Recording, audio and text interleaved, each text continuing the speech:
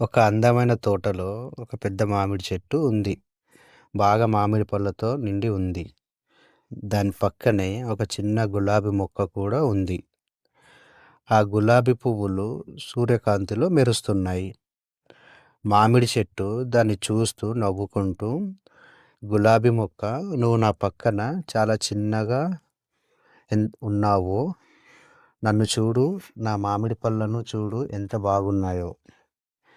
నేను ఈ తోటకు రాజును. నేను ఎంతోమందికి నీడను ఇస్తాను. నా మామిడి పళ్ళు అంటే ఎంతోమందికి ఇష్టం. నువ్వు చూడు ఎలా ఉన్నావో నా పక్కన చిన్నగా. అప్పుడు గులాబీ మొక్క నవ్వుతూ, నువ్వు చెప్పింది నిజమే. నేను నీలాగా పెద్దగా ఎదగలేను, పండ్లు ఇవ్వలేను. కానీ నా సువాసనతో దారిన వెళ్ళే వారికి ఆనందాన్ని కలిగిస్తాను.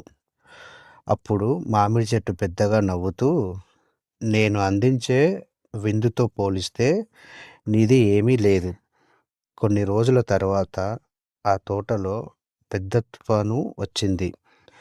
పెద్ద వర్షం, పెద్ద పెద్ద మెరుపులు ఆకాశాన్ని చీల్చాయి. వర్షం కురుస్తున్న సమయంలో మామిడి చెట్టు మొదట బాగానే ఉంది. కానీ పెద్ద తుఫాను రావడంతో మామిడి చెట్టు కొమ్మలు విరిగిపోవడం ప్రారంభించాయి. ఇంతలో గులాబీ మొక్క కిందకు వంగి గాలికి ఊగుతూ సురక్షితంగా ఉండిపోయింది. కాసేపటికి తుఫాను ఆగిపోయింది. మామిడి చెట్టు తన విరిగిన కొమ్మలను చూసి బాధపడుతుంది. అప్పుడు పక్కనే ఉన్న గులాబీ మొక్కను చూస్తూ, నువ్వెలా బ్రతికావు ఇంత పెద్ద తుఫానులో?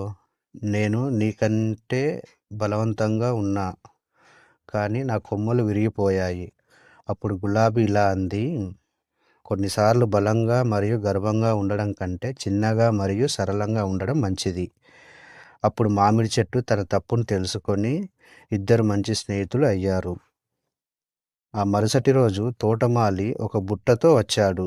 మామిడి చెట్టు తన కొమ్మలను సరిచేస్తాడు అని అనుకుంది. కానీ ఆశ్చర్యంగా గులాబీ మొక్క దగ్గరికి వెళ్ళాడు. ఆ గులాబీలు రాజుగారికి ఎంతో ఇష్టం అని తోటమాలి ఆ గులాబీ పువ్వులను తెంచుకున్నాడు. అప్పుడు పక్కనే ఉన్న మామిడి చెట్టు చూసి, నేను ఇంత పెద్దగా ఉన్నా, ఇంత పండ్లు ఇస్తున్నా, నాకు ఇలాంటి గౌరవం ఎప్పుడు దొరకలేదు. అప్పుడు గులాబీ మొక్క మామిడి చెట్టుతో ఇలా అనింది, మనలో ప్రతి ఒక్కరికి మన క్షణం ప్రకాశిస్తుంది.